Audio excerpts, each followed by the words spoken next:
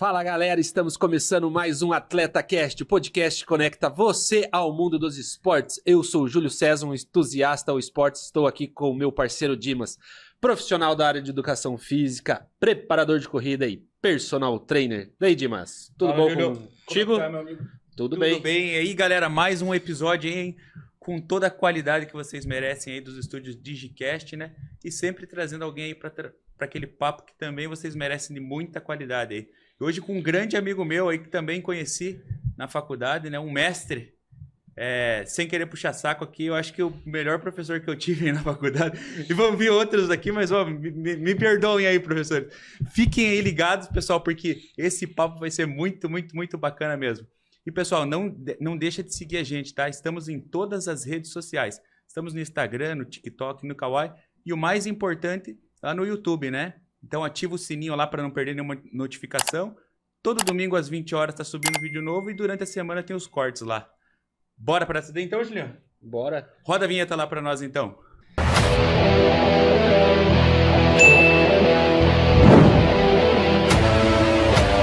Dimas, ó, vou só mostrar aqui, ó, que bonitinho. Boa, olha aí, ó, pessoal. Camisetinha do AtletaCast, deixa eu dar uma virada aqui, ó.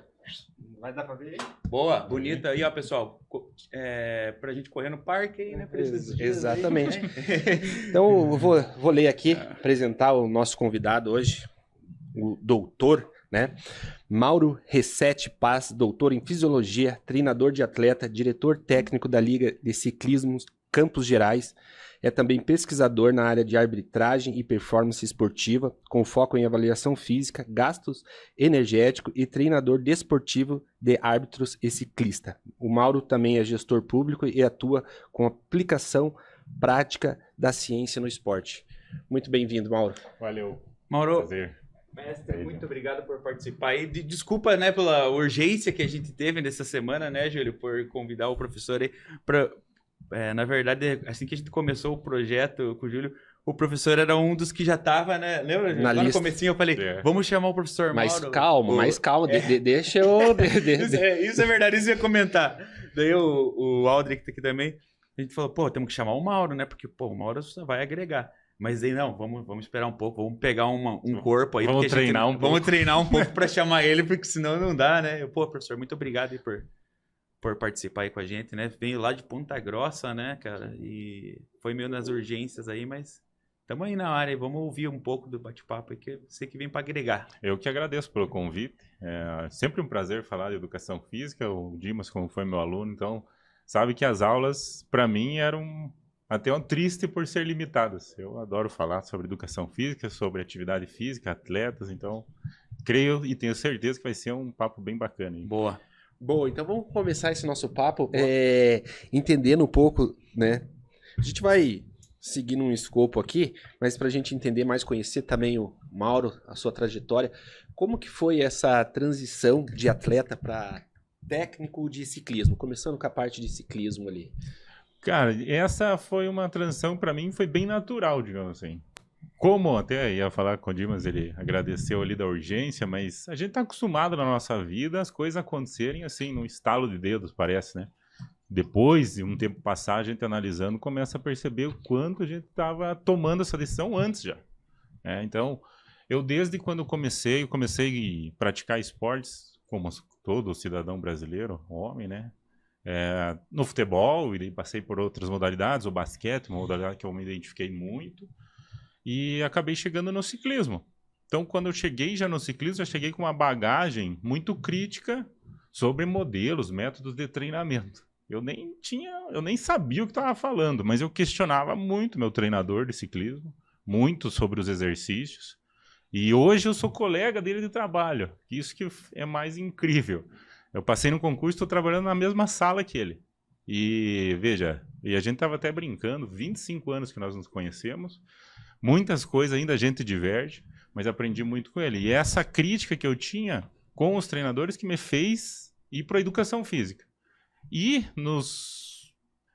quando eu entrei em educação física em 2006, eu tinha parado com o ciclismo. Parei com o ciclismo em 2004, por questões financeiras, tive que trabalhar integralmente. E passei no vestibular, acabei ingressando.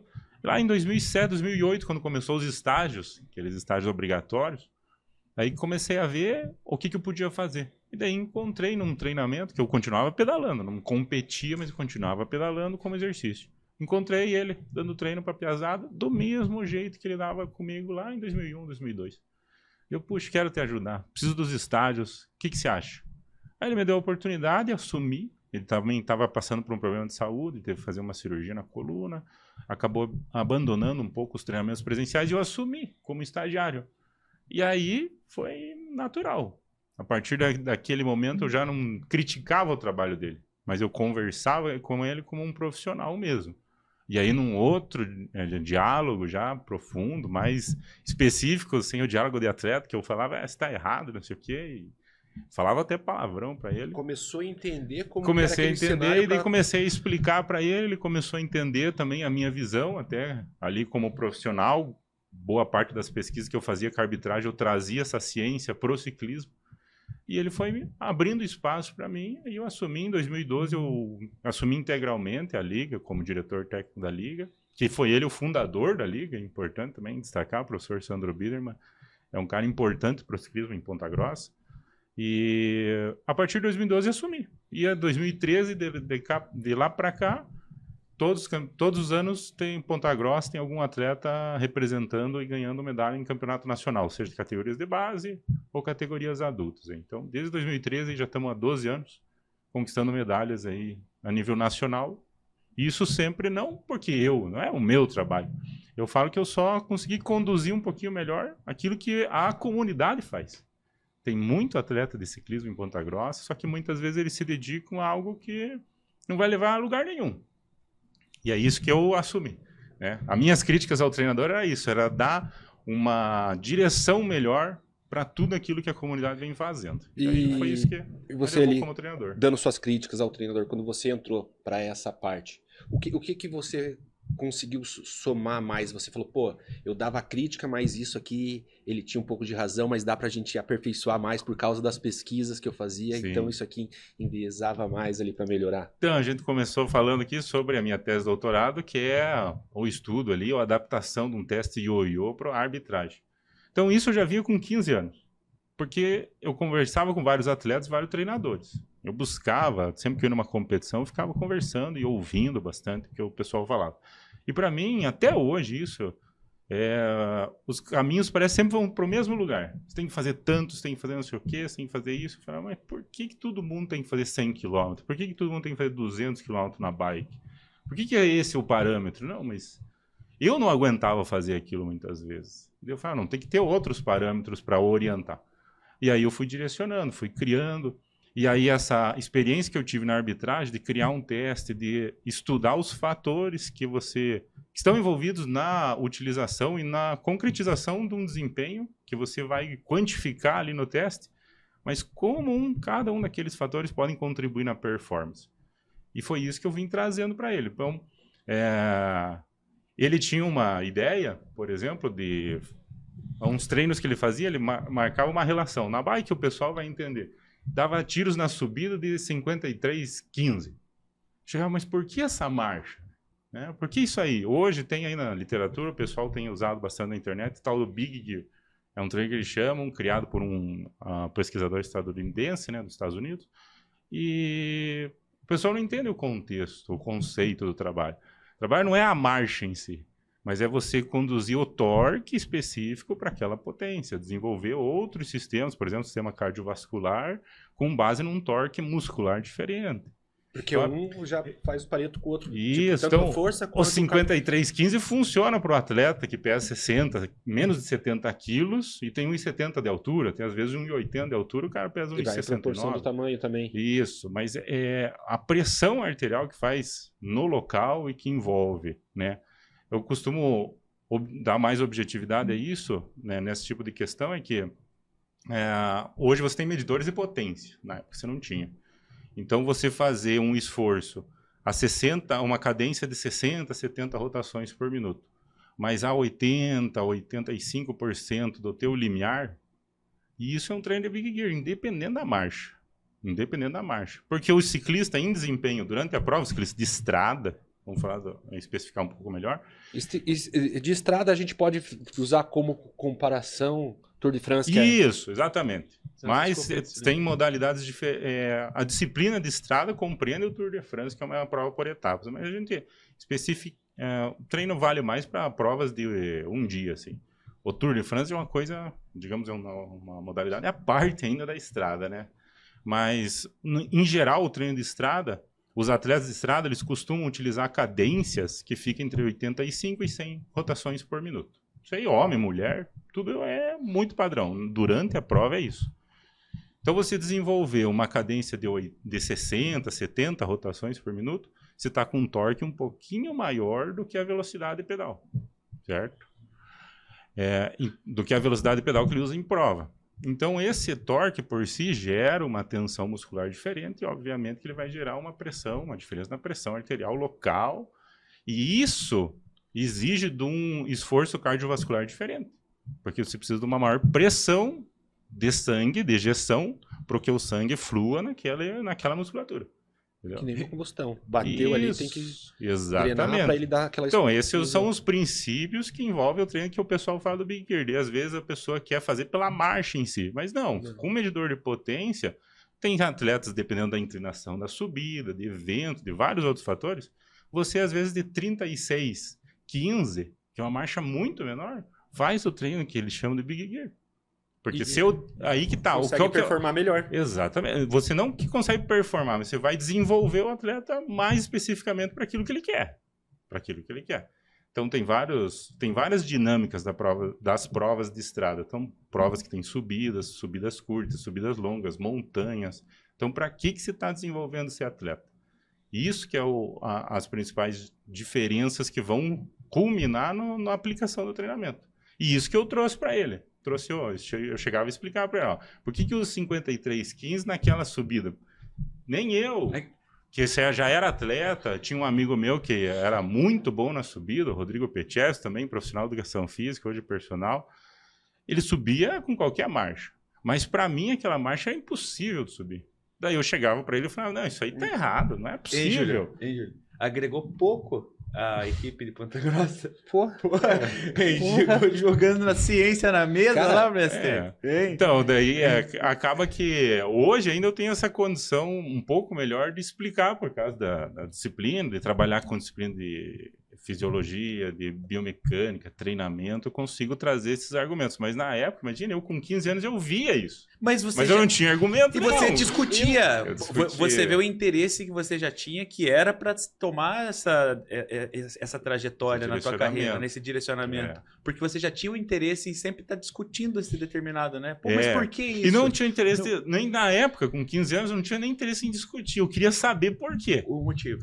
Eu chegava, mas por que você está me mandando fazer esse tiro 53,15 aqui? E eu, com 18 anos que tinha na época, meu amigo com 17, eu via meninas com 13, 14 anos fazendo a mesma marcha. Eu falei, não, isso não pode. Não pode. Ele mudava as marchas. Pode funcionar para mim, mesmo assim, mas mesmo quando ele mudava as marchas, aliviava para mim, eu ficava olhando e falava, não, mas não tá.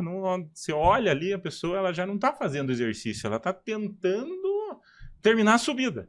Então ela não está desenvolvendo. Ele falando tudo isso, eu vejo... Dá vontade de pedalar. Eu vejo como eu pedalo errado. Ah, não. Ô, Júlio, eu vou falar um negócio que o Sargento tá aqui, é prova. A gente teve uma aula uma vez, que eu lembro que o professor levou uma bicicleta que tinha um joguinho junto, lembra? Uhum. Você lembra uma bicicletinha que parecia o jogo do Mario junto lá quando você pedalava? Sim. E a gente ficou horas lá, né? O Clotter. A gente ficou lá. O Clotter. Eu até tenho ele eu acho que tem ele nas redes sociais. Sim. E, Júlio, eu lembro que a gente ficou horas lá conversando e só do professor falar ali a altura do banco, o quanto você faz a flexão, extensão do teu joelho ali, cara. Na hora, assim, cara, eu nem sei pedalar. Daí uma vez eu falei pro professor, eu posso ir fazer um treino com vocês? Daí ele falou, não, você não aguenta. Nem vai que você não aguenta. Eu falei, é verdade, eu não sei o que eu tô falando besteira aqui. Não, vai que você não aguenta. Nunca desestimulei assim, não. Mestre, não, nós estávamos numa resenha lá, engraçado, você falava, não, você não aguenta, não. Eu falei, eu não aguento mesmo, eu sei que não. E tudo isso impacta na fisiologia, né? Até esse quesito de você como como sentar na bicicleta, como que você se posturar em cima, como a rotação, né, da sua perna em cima ali da bicicleta, tudo isso vai compensar na decorrência do treino também, né? Hoje em dia também tem muito... Tá muito em alta esse assunto sobre ajuste da bike também, O famoso bike fit. Isso, exatamente. Isso aí que o pessoal nomeia, né? A nomenclatura que o pessoal costuma utilizar. E eu faço essas avaliações e ajustes também, mas eu faço de uma maneira bem tradicional, assim, com um goniômetro, prumo, né? O pessoal gosta, acho que só vê esse tipo de ferramenta com pedreiro, com o pessoal da serviço, né? Tu Pra usa sal. um prumo, é? Eu uso o prumo, uso o goniômetro, uso o trena, uso um equipamento normal. E é muito interessante porque existem muitos métodos hoje para você fazer esse ajuste. Só que, quando a gente fala, até estava vendo agora na sala de espera, vocês conversando sobre o movimento e tudo mais, e achei bacana as falas, porque o movimento humano, ele não está muito longe de ser uma ciência exata. Sim. Muito longe de ser uma ciência exata. Então, embora você tenha métodos que são mais precisos para quantificar o movimento, mas o ajuste da bike ainda é humano. Né? É humano. Então, você tem que adaptar aquele movimento à pessoa. Né? Ou entender que aquela bike ela tem um ser humano ali. Então, não existe uma posição correta. Você tem que entender para que aquela bike está sendo utilizada, para que é a finalidade que ele está pedalando. Se é para passear no parque, é uma coisa. Se é para subir uma montanha no Tour de France, é outra. Se é para andar um Ironman, é outra coisa. Né? São posições bem diferentes. São características de esforço, tensão muscular, que são muito diferentes. Então, pensar em treinamento, em pensar em ajuste na bike, primeiro de tudo vem o que você quer com a bike. E depois você vai buscando mas aí se ajustar. você até vê a importância de quem está procurando começar no esporte, assim, não que seja para profissionalizar, mas buscar um profissional para ajudar, até para ter essa visão, né? Para ter para ver essa... Como diria assim, mais ou menos, uma visão terceira, né? Externa, de como você otimizar o movimento, talvez, por mais que você não vá se profissionalizar, como eu falei, não queira performar, mas para você estar no teu dia a dia ali, vamos fazer esses passeios de bicicleta que tem, né? Como a gente falou com o pessoal do Capivaras aqui e tal. Então, é importante você sempre buscar, né, a orientação de um profissional, assim, para que possa melhorar bastante esses ajustes e até prevenir, né? Eu sempre gosto de reforçar algumas informações quando se fala em apoio profissional. Então, o profissional é sempre importante, sempre importante. Hoje, com essa facilidade de a gente ter dispositivos com câmera, a simples filmagem tua, né, é muito interessante. E qualquer pessoa pode te ajudar, digamos aqui no assunto específico do Bike Fit, pode te ajudar a ajustar a bike, tudo, mas um profissional vai fazer isso às vezes com mais tempo. Eu costumo falar para as pessoas que me procuram, em 60 minutos eu vou fazer o que você faria na tua bike, mas ia demorar 3, 6 meses.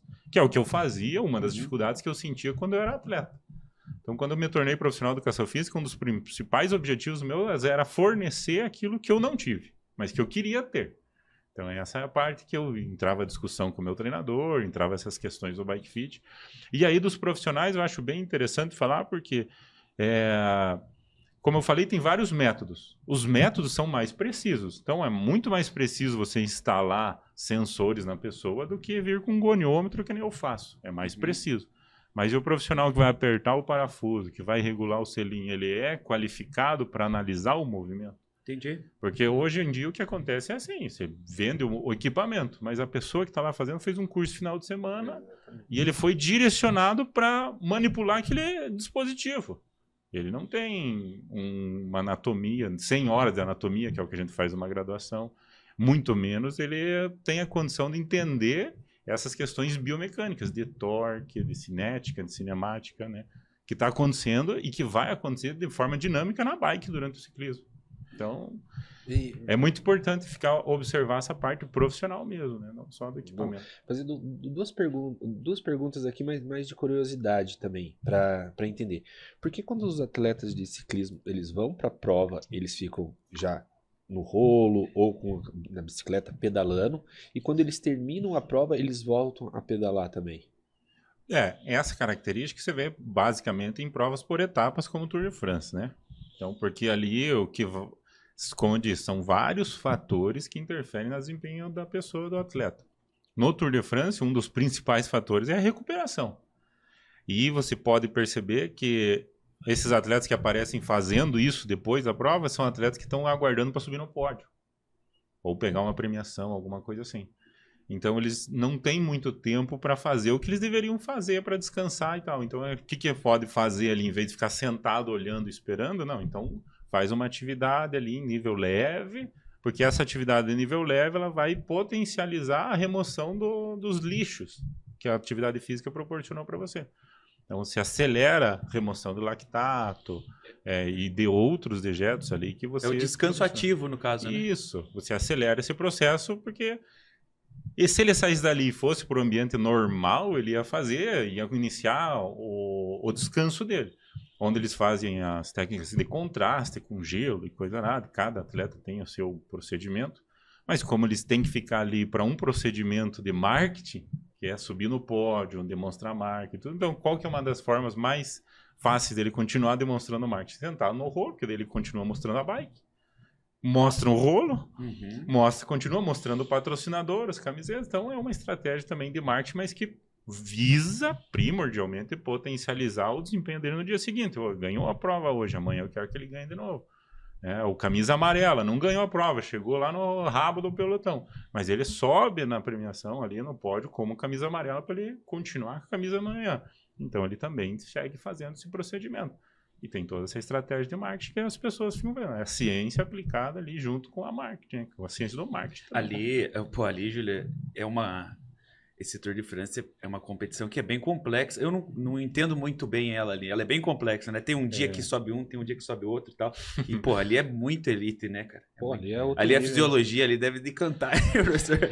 Então é uma prova, se não me engano, a primeira edição é de 1903. Então ela já é mais do que centenária. E o mais interessante é que a comunidade científica, ela utiliza ela como base para muitos parâmetros fisiológicos. Então você tem desempenhos, tem características de montanha, tem provas de montanha que eles usam e eles fazem uma análise regressiva nos últimos anos, desde quando se tem medidas. Hoje com GPS se tem um monte de coisa na internet. Mas os italianos, principalmente, eles fazem essa quantificação, eles têm os tempos dos atletas nas montanhas, em treino, em competição, e eles tentam relacionar isso com variáveis ambientais e tudo mais, que impacta diretamente no trabalho específico do atleta. Uma coisa que a gente não vê na fisiologia é como que você prepara um sistema imunológico de um atleta desse? Correr 23 dias, com 2 dias de descanso, são 21 etapas em 23 dias, você só tem 2 segunda-feiras de descanso nesse intervalo. Como que você prepara? Como que você faz o cara não ficar doente especificamente naquele super período? Super intenso, né, cara? Então, Todas. No limite, vamos falar disso. A gente tá falando bastante de fisiologia aqui. Mauro, explicar para nós aqui, para o pessoal que está nos assistindo, como que a fisiologia é tão importante na prevenção de lesão, né, e longevidade para atletas? Por que ela é tão importante? A pessoa saber, o atleta saber? Essa questão da longevidade, até o professor Sérgio, da Federal aqui do Paraná, ele tem uma fala bem interessante. Sempre achei bem interessante conversar com ele e assistir as aulas quando ele fala, tem essas aulas online que ele faz gratuitamente. Essa parte de longevidade nos atletas, se você olhar os estudos científicos, ele não tem diferença para a comunidade em geral, assim. Muitas vezes a gente atribui que o atleta condiciona, né? Que o atleta bem treinado, que leva o corpo ao limite, ele vai ter uma longevidade menor. A gente sempre acha isso, né? Mas é que a gente olha caso isolado. Quando se olha na média e pega todos os atletas, que, por exemplo, é difícil você daí... É muito difícil você... A principal discussão que tem não é quantificar, é você definir o que é um atleta de alto rendimento, né? Porque temos modalidades que são olímpicas, temos modalidades que não são olímpicas, e aí você já entra numa discussão de conceito. Mas o que o estudo científico, os estudos que tentam entrar nessa temática, eles usam as modalidades olímpicas como principal modelo. E nessas modalidades, você vê os atletas que chegaram a participar da Olimpíada, ou os atletas que ganharam medalhas das Olimpíadas. E você vê a longevidade deles, ou o nível de mortalidade, ela é igual da população normal. né? Muitas vezes são pessoas mais longevas ainda, né? Só que quando você pega casos isolados, aí você pega o pessoal, principalmente fisiculturismo, o pessoal vai pôr, né, o pessoal das lutas em geral, artes marciais, daí você pega e começa a ver casos isolados, você vê, o cara faleceu com 30, 40 anos. Um dos exemplos que eles usam bastante é a Florence Griffith, né, que até hoje é recordista mundial dos 100 metros rasos no atletismo. Morreu com acho que 39, 40 anos, alguma coisa assim.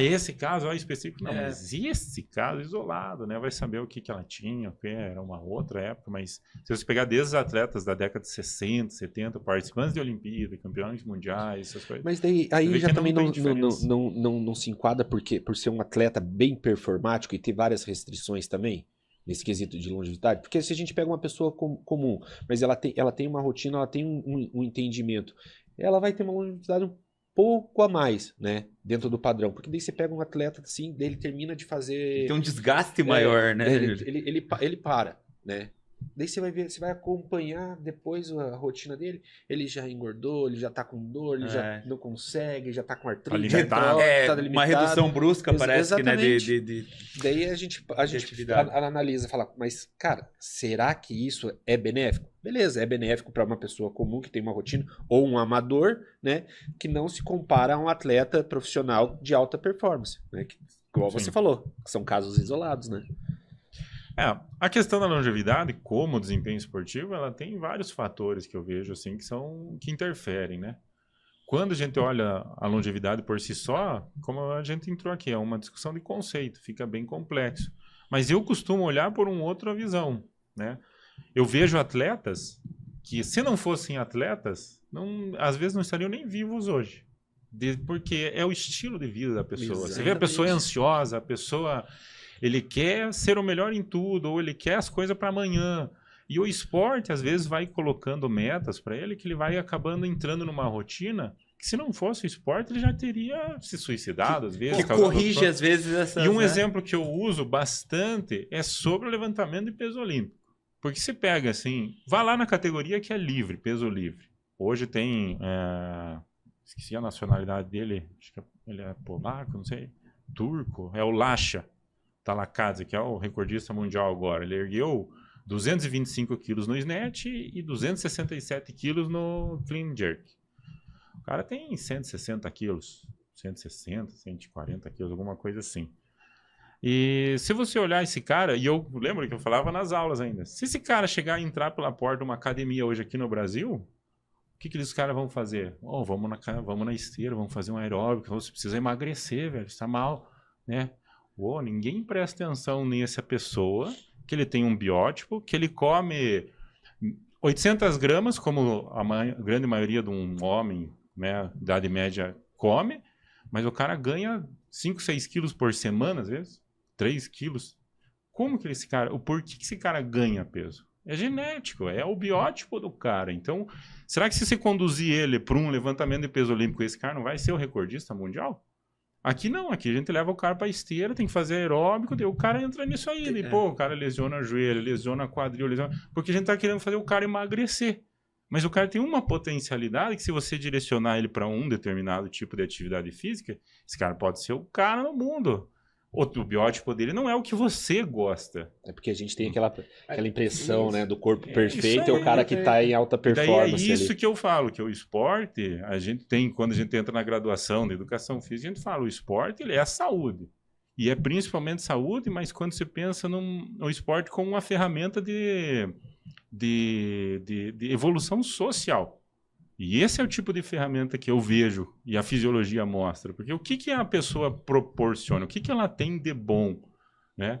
Ganhar peso, para nós, é ruim. Mas porque a gente está condicionado a pensar que o cara gordo vai ter problema, vai morrer cedo. Mas se esse cara tiver uma atividade física que o legal, que o bom é levantar o peso. Né? Então dane-se o peso dele. O cara ali ele tem 140, 150 quilos. Se olha, ele parece um obeso. Mas você vai medir os parâmetros do cara, o cara fisiologicamente, o cara é bem melhor do que nós, às vezes. O cara tem a pressão arterial tranquilo, o cara tem os hormônios, tudo certo. Como é que você vai fazer? Né?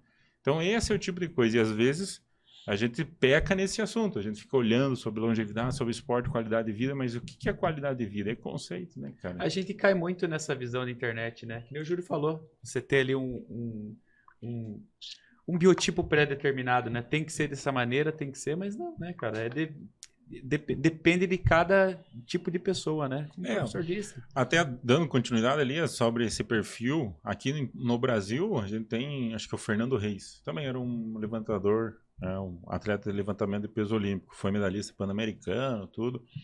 E ele fala nas redes sociais dele, né, que para ele nunca foi sacrifício não ir para festa, não ir para balada, não usar muita bebida alcoólica, porque para ele era o normal dele. Ele sempre gostou daquilo. Sim. E é um outro cara, um exemplo, que se ele passar aqui pela porta agora, vão falar, pô, e ele vier, quero um personal entrar numa academia, o pessoal vai, não, vamos ouvir ali, vamos pesar você, tirar tuas ovas, você vai fazer qualquer tipo de medida e vamos levar você para o emagrecimento. Não, mas o cara é violento. Né? O cara tem um nível de força que ninguém tem. E ele alcança níveis de força que menos de 1% da população alcança. Então, você vai ir contra a natureza do cara, óbvio que daí você vai acabar com a longevidade do cara. Né? Nosso programa aqui, Mauro, ele é relacionado ao mundo amador. A gente quer levar, né, essas curiosidades, essas explicações para os atletas amadores que estão nos ouvindo. Né? Então, tem até uma pergunta que a gente fez aqui, né? Quais os erros mais comuns na preparação física do atleta amador? Olhando assim, na sua visão, colocando o ciclismo ali. Erro na preparação, acho que de tudo que vocês estão ouvindo falar, acho que a primeira questão grande de erro que eu vejo na sociedade, assim, não é nem na preparação, é na condução desse processo. Acho que a nossa... Mas esse é um ponto legal. Né? Na condução desse processo, você diz isso pelo próprio atleta ou pelo técnico que está ajudando? Então, por não ter conhecimento, porque a gente sabe, tem técnico, nem você, tem um conhecimento aprofundado, embasado com ciência, tudo. Também tem aqueles técnicos que, igual você deu o exemplo do equipamento. Comprou o equipamento, mas a pessoa que está atrás sabe usar? Sim, sim. Isso, então, é aí que eu ia entrar sobre o processo. Como gestor público hoje, eu posso falar que boa parte dessa responsabilidade, dessa culpa é do governo, do Estado. Alguns países, você chega no segundo grau, você já experimentou atividades físicas que são relacionadas com 40 modalidades diferentes. Então, você fez o primeiro, que é o ensino fundamental, você já experimentou vários tipos de atividade física, motora, que se relacionam com 40 modalidades esportivas. Isso é muito bom, né? Quesito cultural também. Quando a nossa experiência aqui, quando você chegou no segundo grau, você conhecia o que de modalidade? Jogava vôlei, futsal... Só educação física na escola. Vôlei, futsal. Uhum. Quantas vezes você, quando chegou no segundo grau, pisou numa pista de tartan, né? De atletismo? Então, ontem mesmo, eu estava conversando com o meu secretário de esportes, meu chefe, e falando para ele, explicando a diferença do atleta treinar numa pista de concreto, de brita, um atleta de atletismo, de velocidade, e treinar numa pista de tartan. Nós, em Ponta Grossa, não temos nenhuma pista oficial. Então, conheço alguns atletas que se aposentaram porque quando ele saía da pista que ele treinava em Ponta Grossa e ia para a competição oficial, lesionava o posterior de coxa.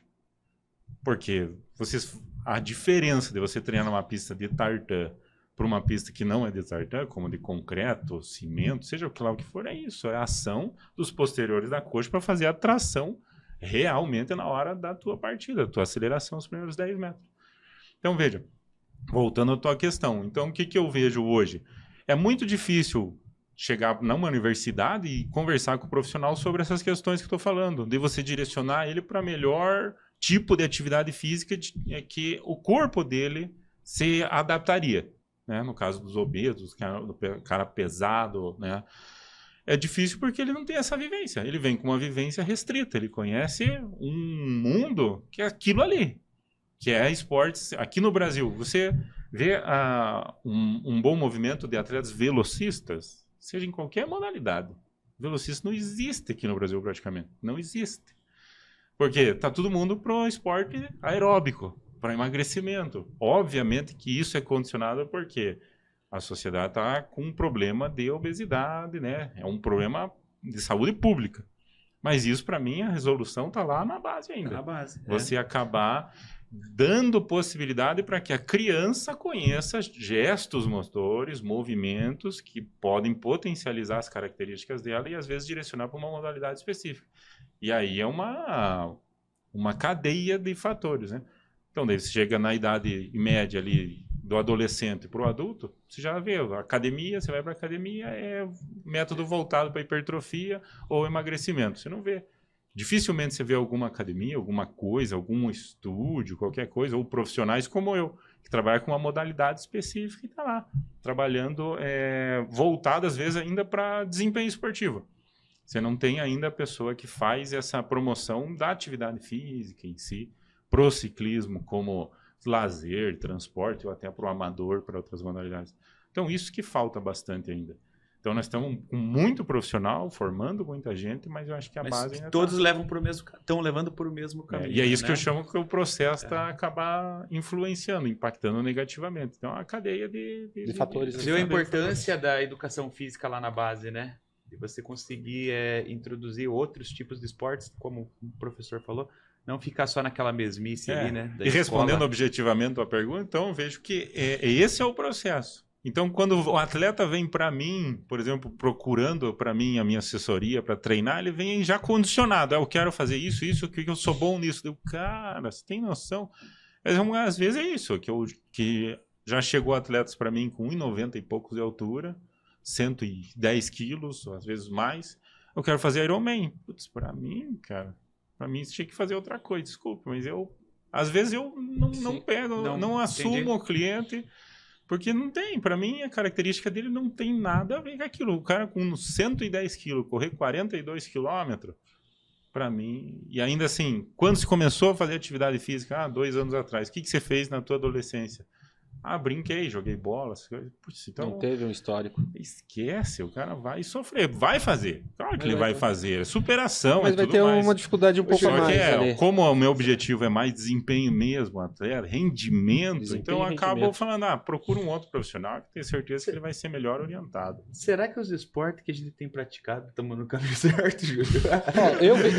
Eu vendo isso, eu tenho certeza, falo com convicção, tenho certeza.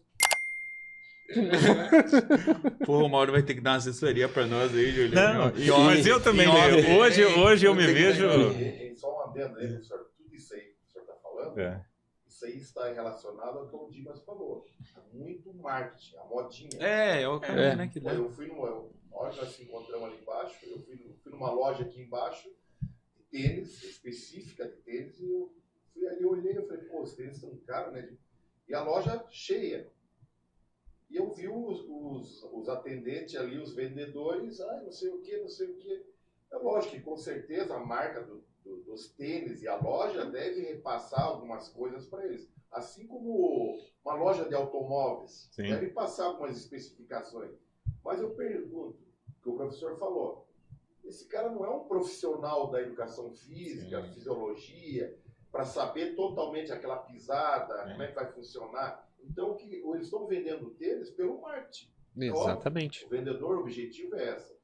Mas o cidadão comum lá, que não tem o entendimento, que o professor falou lá de 100 e poucos quilos, ele quer fazer a superação dele e vai lá e compra um tênis de R$2.000 e não vai desenvolver nada. Que foi voltado, às vezes, para o hype.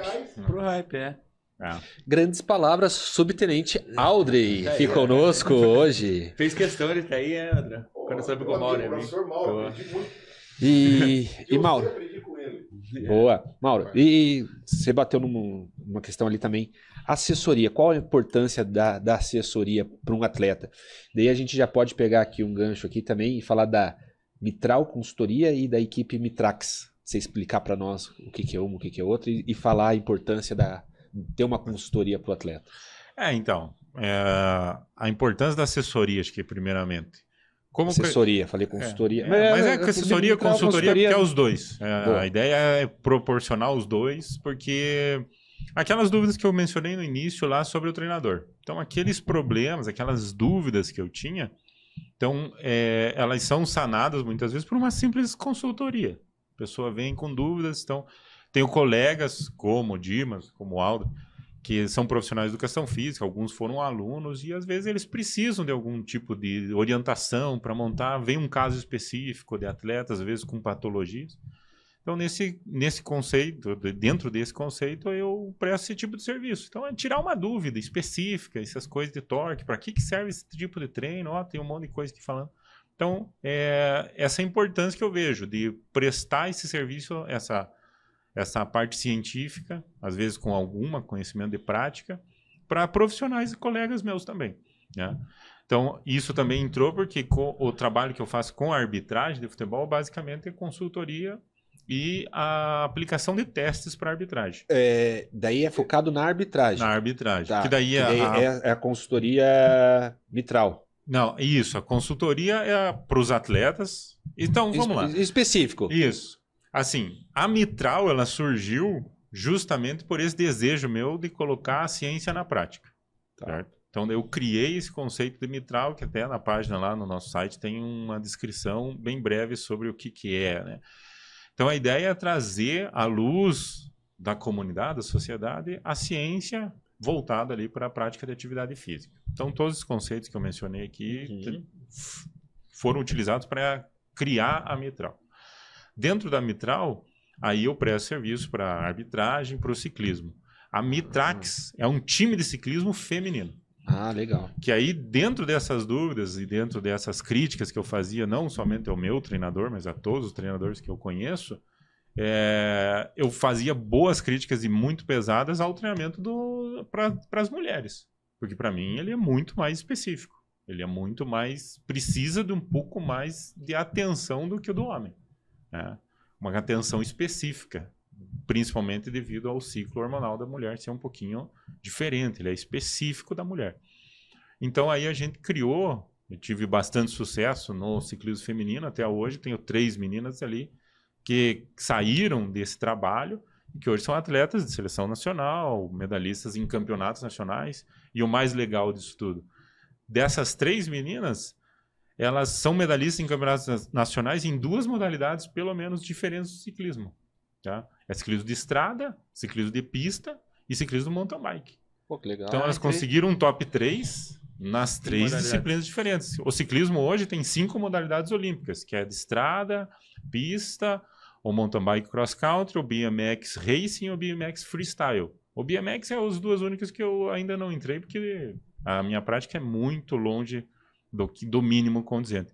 Mas as outras 3 eu consigo trabalhar de maneira bem eficiente, e tá aí os exemplos, né? Que a gente conseguiu resultados a nível nacional em 3 modalidades com 3 meninos. E eu dei uma olhada lá nas tuas redes sociais e você pegou, né, desses vários medalhas que o professor tem conquistado aí, tem também atleta paralímpico, né? Então, também em 2022, por intermédio aí da Confederação Brasileira de Ciclismo, que administra tanto o ciclismo quanto o paraciclismo, o técnico da seleção do paraciclismo entrou em contato com uma atleta minha, pedindo para ela pilotar. Nunca tínhamos tido uma experiência com o paradesporto.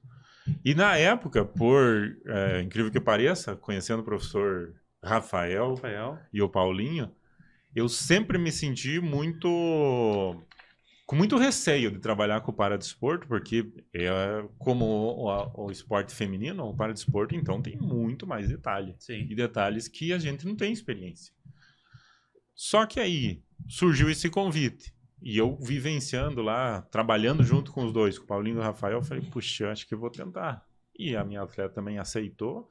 Acabamos ingressando. E o trabalho, e essa forma de eu trabalhar com os atletas, um atleta deficiente visual, eu cheguei, a gente começou, ela convidou minha atleta. Em nenhum momento eu estava envolvido, mas eu me predispus aí junto com o atleta, porque eu falei, a adaptação vai envolver alguns fatores que a gente não está preparado. Então, quero estar junto para a gente ver como adaptar, a regular a bike certo, porque é uma bike que vai 2 em cima, né? Então, é uma pilotagem diferente, tem vários fatores que eu quero aprender. E aí a gente foi ali e tal, e daí o marido da atleta, que é deficiente visual, a Gilce, ele sempre acompanha junto.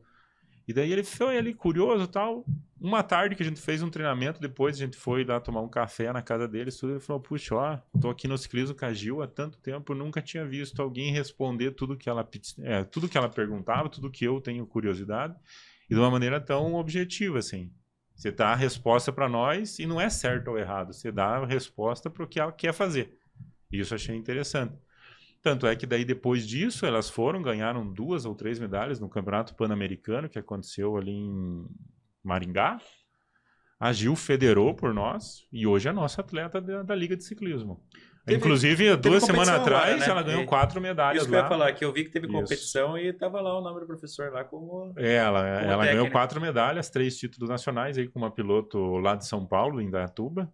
E a Gil continua firme agora, um novo ciclo paralímpico iniciando, ela está firme de novo para seguir, que esse é o objetivo. Ela já competiu em Jogos Pan-Americanos, foi top 10 mundial, agora o objetivo dela final é uma medalha, uma participação em medalha em Paralimpíada.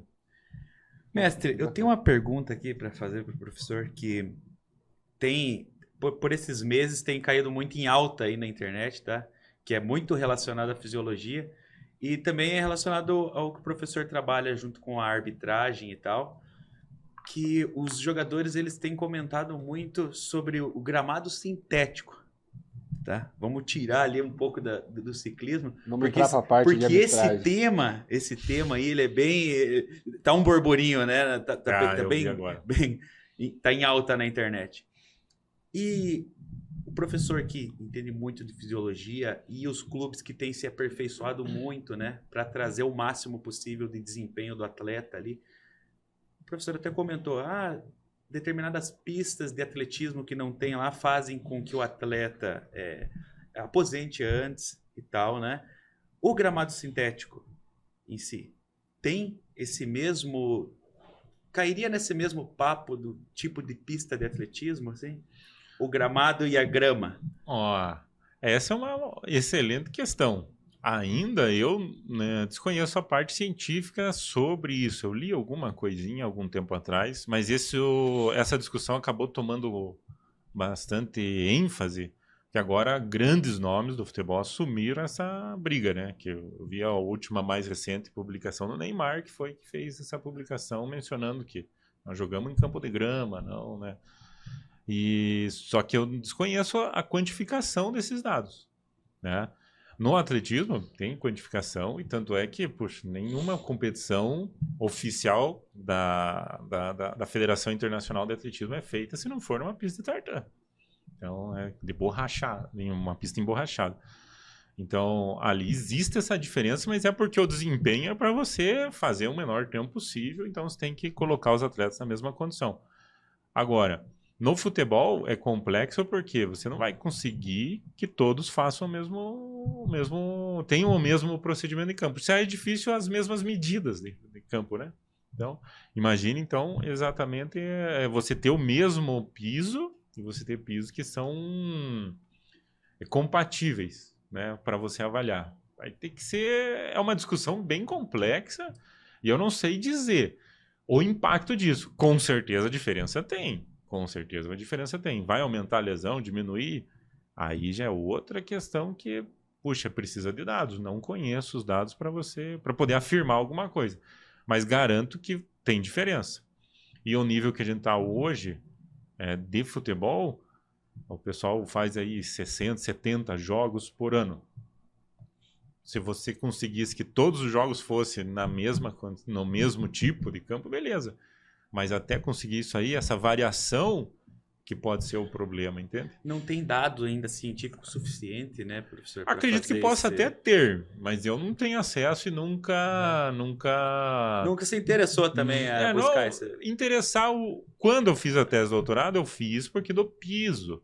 Para você fazer o ioiô, né, para chegar na avaliação, eu tinha esse interesse e fiz alguma pesquisa, alguma revisãozinha sobre os pisos. Então a gente chegou, né? Por exemplo, o árbitro, eu fiz os testes na grama. Sim. E aí os pré-testes com ele era sempre o padrão, né? Vai ser feito assim, na tua condição de jogo, então você leva o teu material que se usa no jogo. Não vai, se você usa chuteira de trava alta, de aço, lá, de metal, então vai com a chuteira, senão vai chegar no dia do teste e fazer uma coisa que você não fazia, né? De tênis, alguma coisa assim. Então, é muito de você adaptar a situação. Pode ser que o campo sintético seja bom daqui 10, 15 anos, não sei. Pode ser que a FIFA determine que todos tenham que ser, não sei. Agora, eu acho que é o problema que eles estão querendo enaltecer agora é essa variação de terreno. Que é mais ou menos colocar um corredor de 100 metros hoje para correr no tartan, amanhã na brita, amanhã no concreto. Sim. Aí você não tem como mesmo. A condição de lesão vai ficar mais... A prevalência de lesão ela vai ficar extremamente aleatória, né? Porque você não tem previsibilidade do terreno.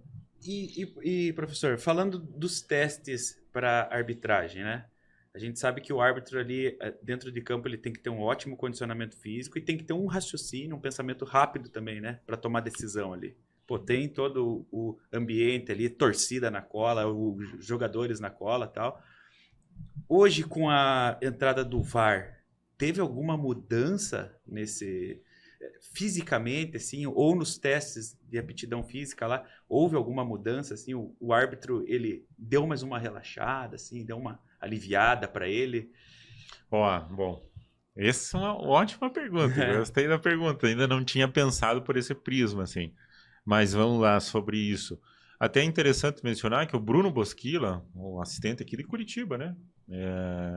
Concluiu o doutorado no final do ano passado e ele fez uma pesquisa sobre os erros e acertos, antes e depois do VAR, né? Ou mudanças de tomar decisão, e eu acabei contribuindo um pouco ali com uma análise estatística para ele sobre a parte objetiva ali dos dados dele. Então, primeiro, o árbitro, ele é um atleta. Hoje ele tem que ser um atleta mesmo, né? Digamos, da década de 90 para cá. De alta performance. Ele precisa ser um atleta. Um VO2 ali de 45, 50 pelo menos.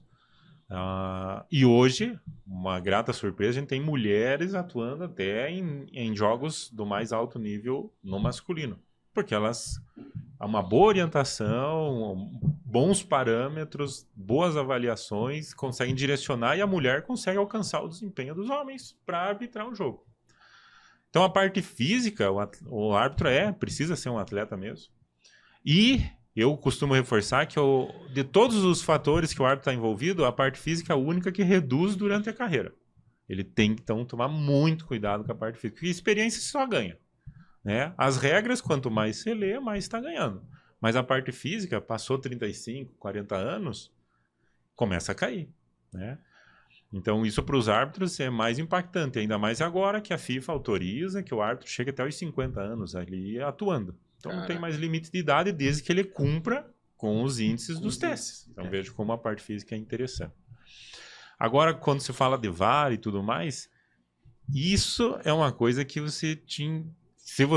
qualquer pessoa que tenha possibilidade, tente entrar nesse meio, cara. Imagine você fazendo uma corrida no parque lá com o teu coração ali 170, 180.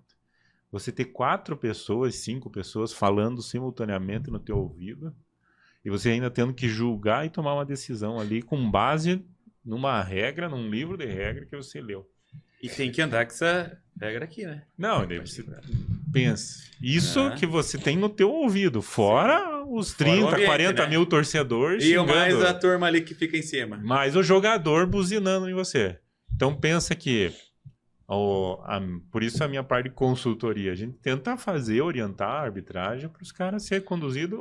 A principal tarefa minha é fazer com que ele alcance a melhor performance com o menor tempo possível, com o tempo que ele tenha disponível.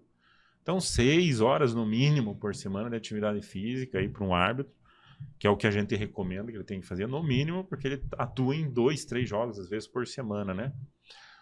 Árbitros de alto nível. Árbitros amadores, às vezes, pega final de semana, o cara faz 4, 5 jogos, às vezes até mais, dependendo de... Aí tem bastante... Que ele mescla modalidade e tudo mais, enfim. Então, de 6 a 10 horas de treino por semana que eles fazem específico, ali, treino dele mesmo, fora os jogos. Só que a parte cognitiva é impressionante que esses caras têm que absorver e conduzir durante uma partida. É impressionante. Então, a parte física ela se torna a base, o fundamento. Se você não consegue tolerar ali 160, 170 batimentos numa corrida, puxa, esquece de entrar num campo de futebol. Esse é o mínimo, esse é o mínimo. Não tem nem como, né, Janinho? É muita informação. Muita coisa. Você sabe que eu até tive uma ideia aqui de a gente Virar árbitro. Não, a gente convidar o professor para vir outras vezes, até porque a gente conversa com vários tipos de esporte e sempre tem essas dúvidas que a gente não sabe, né? Com Relacionadas certeza. à fisiologia. Com certeza. Então a gente junta uma boa quantidade de informação de esportes variados e chama o Mauro aqui pra gente Pra debater esse junto tipo de- e- Um consultor. Um consultor é bom. E professor Mauro, doutor Mauro, mestre Mauro, treinador Mauro, a gente tá chegando já pra reta final do nosso programa aqui, né? Cara, um conteúdo muito bom, né? É muito conteúdo, bom, é muito conteúdo. muito bom. Agregador, a gente, É. se desse, a gente ficava 2 horas conversando, porque a ideia a gente entra na parte do ciclismo, tinha muita coisa ainda que a gente queria saber sobre a arbitragem também, mas sobre sua formação, mas agora a gente está indo para a reta final e a gente tem algumas perguntas aqui de bate pronto. Eu vou fazer algumas perguntas, o Dimas vai fazer outras aqui, relacionado a tudo a sua carreira, como técnico também, arbitragem, ciclismo. O que vier na cabeça, o Mauro responde para nós. Um bate e volta. Pode Vou ser? tentar. Vou começar aqui então, Bora, Dimas. Janinho, bora. O que foi mais transformador na sua formação? Transformador. Puxa, na formação... Ó, transformador foi ter um conhecimento como que o esporte é realmente uma ferramenta de transformação social. Isso é muito legal, ainda mais quando você coloca a ciência. Boa. E transformação social nesse sentido que eu mencionei para você. Às vezes conduzir a pessoa para o caminho que ela é destinada, que a fisiologia, que a biologia dela destina, não apenas o que a gente acha o certo. Por né? padrão e fala, vai, Isso, segue isso aqui é. que é o melhor, né? Mais uma aqui. Um curso ou especialização que todo profissional do esporte deveria fazer? Olha, profissional do esporte, o Comitê Olímpico, por exemplo, tem vários cursos que ele faz gratuito. Hoje, tem 2 cursos ali que são bem interessantes. Não sei se estão em aberto ainda, mas eles são online, que é sobre um pouco de legislação, para o atleta entender onde ele está se envolvendo. E tem questões éticas, que eu acho que o profissional de educação física precisa de uma orientação muito importante. Questões éticas sobre o tratamento, a condução para a pessoa. Entender um pouco mais da pessoa, entender um pouco mais como conduzir esse relacionamento humano e principalmente voltado pro sexo feminino. Né? Porque o homem com a mulher, ou a mulher com a mulher, o homem com o homem. Então, essa parte ética, assim, às vezes a gente peca bastante. E esse tipo de formação, acho que hoje é fundamental para você respeitar mais as pessoas e, a partir daí, você entender e conhecer um pouco mais elas para você direcionar e conduzir suas atividades da melhor maneira possível. Boa, show. Uma leitura, um autor, professor, que te influenciou, ou até mesmo um professor aí, né? Nessa tua trajetória acadêmica.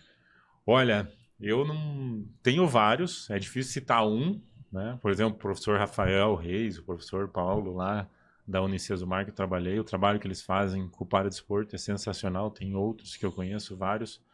Mas se eu pudesse falar um, eu falaria meu orientador de mestrado e doutorado, o professor Ricardo Fernandes. Boa. É um uruguaio, é professor da Federal, na Fisiologia Geral.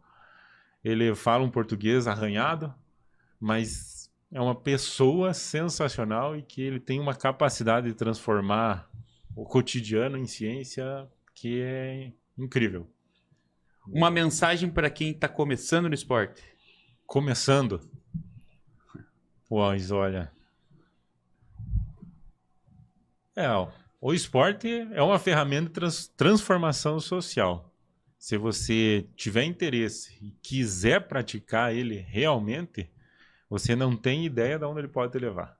Perfeito. Eu cheguei aqui como treinador e hoje estou aqui por causa do esporte. Só por causa disso. Verdade. Boa. Uma competição que marcou sua vida? Você lembra? Fala, pô, essa aí foi bacana, essa aí foi legal. Competição? Pois ó, Como atleta e como treinador também? como atleta, Jogos da Juventude do Paraná. Boa. Porque é lá onde eu tive contato e é a Olimpíada do Estado do Paraná, né? Então você tem um apoio institucional. que é como se fossem os Jogos Olímpicos mesmo. Então, você se sente parte de uma delegação, você viaja com atletas de outra modalidade, você tem o prazer de assistir e conviver alguns dias com esses atletas, e você vê atletas de extrema relevância como atletas que estão iniciando ali, dividindo alojamento, dividindo o refeitório. Puxa, isso é sensacional. Então, como atleta e como treinador, eu tenho sempre um foco de levar esses atletas para essas competições, assim, especificamente os Jogos da Juventude, Jogos Abertos, mas os Jogos da Juventude aqui do Paraná é uma escola muito interessante. Então, como atleta, é isso aí. Como treinador, tem várias competições, mas uma competição que eu me recordo muito é um torneio de verão, uma prova de ciclismo que acontece ali no litoral paulista, onde uma atleta minha teve um desempenho foi sensacional a prova que ela fez. Ela era uma atleta que estava em ascensão, mas as equipes principais não davam muita atenção para ela. E acabou que a gente lançou uma estratégia, ela conseguiu executar perfeitamente e do jeito dela, no momento que ela quis, mas a gente tinha mostrado alguns fatores que ela precisava controlar durante a prova, ela controlou. E ela venceu a prova ali, acho que era com 21 anos, contra atletas que eram ídolos dela, né, para ela. Então, legal. Na época, nem ela acreditava. E a forma como ela conduziu aquela competição, para mim, até hoje, é uma das competições que eu acordo e fico pensando assim, poxa, que legal. Se eu puder continuar como treinador, eu quero vivenciar mais essa experiência de novo. Show. Essa aqui a gente... Foi até essa que eu ia falar, essa pergunta que você fez agora, ele respondeu agora. Mas eu vou ter que perguntar, só para gerar um burburinho. Bike na estrada ou no velódrio? Puxa, bike na estrada ou no velódrio. Olha, como atleta ou treinador, bike na estrada. O velódromo... O professor Adir, falecido aqui de Curitiba, ele dizia que o velódromo é a caligrafia do ciclista, né? É onde você ensina o cara a pedalar. Porque a bike tem uma relação fixa na roda, então você não pode parar de pedalar, ela para. Então, se você não movimenta, não tem um movimento perfeito da pedalada, você não consegue adquirir grandes velocidades. Então, ela é sensacional. Mas dificilmente alguém vai conseguir ter um velódromo, ter uma bicicleta dessa e começar ali. Hoje aqui na região é mais o botânico ali, né? Então, ciclismo de estrada ou mountain bike. Em Curitiba, BMX. acho que só, né? Daí tem um de BMX também. A iniciação é isso aí, BMX. Eu acho que é o canal. Era essa a pergunta que eu tinha. Achei que você ia fazer a terceira, que ele respondeu já. Essa aqui você até já falou. Praticamente respondeu, né? Mas tem alguma outra que você acha emocionante? Um momento mais emocionante como técnico? Você acabou de falar. Como ali. técnico? Você acabou de falar, técnico, né? Foi isso aí. Foi, mas tem outras competições. Um dos exemplos foi esse da Gil. A gente, 2023 foi um auge que a gente conseguiu. A Gil tem uma dificuldade por ela ser deficiente visual, ela precisa de alguém para treinar, né? Além de ser deficiente visual, ela é deficiente auditiva também. Então, é uma desvantagem que ela tem até dentro da deficiência. E a gente desenvolver como se comunicar entre a piloto e ela, porque as duas pedalam, as duas pés de velas estão conectadas. Se a Gil para de pedalar, a piloto trava também. A piloto que está vendo isso. Ela também para. E se a piloto parar, ela também para. Então, tem que ter uma conexão muito grande entre as duas. E a gente conseguiu. A gente treinou um final de semana. No outro final de semana, elas competiram e foram medalhistas num campeonato pan-americano. Olha aí que legal. Para pan-americano. E elas tiveram uma conexão gigantesca, inclusive chegaram num top 10 no mundo. Então, esse tipo se eu pudesse selecionar, além dessa parte de treinador, com rendimento especificamente, mas, puxa, você conseguir fazer essa conexão entre sujeitos de uma mesma equipe, seja as meninas convencionais correndo uma ao lado da outra, seja a atleta correndo com a piloto, né, no Paradesporto. Isso, para mim, é sensacional. Então, esse Pan-Americano e o brasileiro de Indaiatuba em 2023, onde a gente foi lá, e aí a gente conseguiu dar um treinamento mais sequenciado e ganhar 3 provas no Nacional em sequência. Isso a Gil nunca tinha conseguido e acho que no Paradesporto, na tandem, acho que ninguém tinha conseguido também fazer os tempos que a gente fez, tudo pré-determinado, já foi algo muito bacana de vivenciar. E se eu puder, eu quero repetir até o fim da minha vida. Imagina, Assim. imagina, é uma honra, né, ter essa sensação de poder Sim. trabalhar e fazer com que dê resultado, né? Sim. Dê resultado. Para encerrar aqui, então, esse bate-pronto aí, um conselho rápido para quem quer trabalhar com o esporte. Paciência. É a única palavra. Hoje, até falei de legislação, direcionamento, mas é muito difícil hoje você trabalhar com esporte pelo contexto que a gente vive. Contexto político e tudo mais, tudo influencia, as redes sociais. Hoje o atleta quer uma coisa, amanhã ele quer outra, e você está ali conduzindo, tentando direcionar ele para um objetivo específico e ele acaba oscilando. Então, ter a paciência e trabalhar cada vez mais para melhorar a tua comunicação, seja como você está sentindo, vendo a pessoa, e como você está transmitindo informações para ele. Então, essa parte faz... Ambos os lados são parte que envolve a comunicação. Eu acho que é o mais importante para você ser um bom profissional. Ótimo. Buscar se comunicar. Boa, muito obrigado, professor Mauro, por estar aqui com a gente Eu que batendo agradeço. esse papo, tá? Foi muito grandioso. Eu tenho só uma pergunta. Você já fez algum estudo relacionado à fisiologia ali com o triatlo, porque é 3 modalidades? Eu nunca desenvolvi nenhum trabalho específico assim. Porque 3 esportes, Sim. né? Não. Natação, corrida, Só ciclismo. conheço alguma coisa, literatura, conheço colegas que trabalham com treinamento, mas eu, propriamente dito, nunca desenvolvi nada assim. Cientificamente, não. Boa, legal. Mauro, muito obrigado, tá? Pela sua presença aqui conosco. A gente deixa aberto ali a câmera para você mandar um recado, divulgar aí sua consultoria, mandar um abraço para quem você quiser, falar da sua equipe, de ciclismo. Fica à vontade. Aquela câmera ali, ó. Aquela ali. Bom, Suas redes sociais também. tá. Eu primeiro queria agradecer aqui o pessoal, né, do AtletaCast pelo convite. É um prazer sempre muito grande de estar falando sobre atividade física, esportes, atletas e tudo mais. Se possível, eu sugiro ou pediria para os ouvintes seguirem a página da Liga de Ciclismo Campos Gerais, que é a nossa entidade sem fins lucrativos, que administra o ciclismo ali em Ponta Grossa.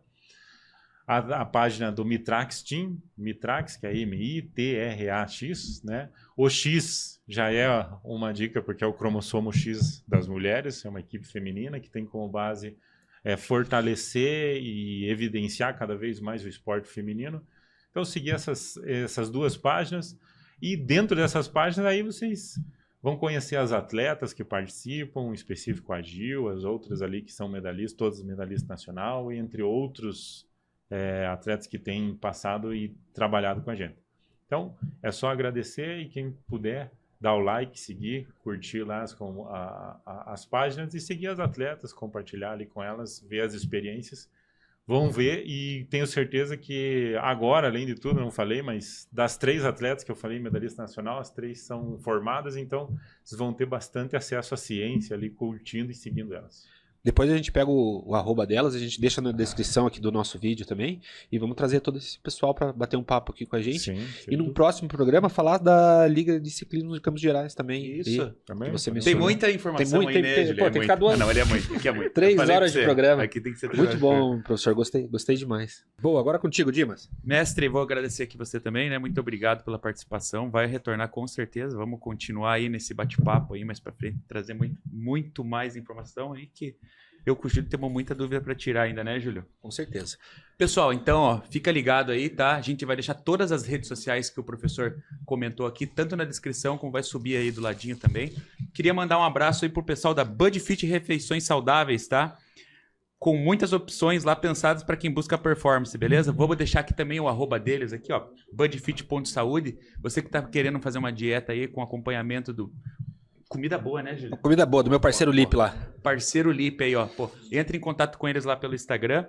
E também agradecer aqui a Digicast Produções, né, pessoal? Então, toda a qualidade audiovisual nossa aqui é daqui da Digicast Produções aqui. Referência na produção de podcasts aí, cursos, vídeos profissionais.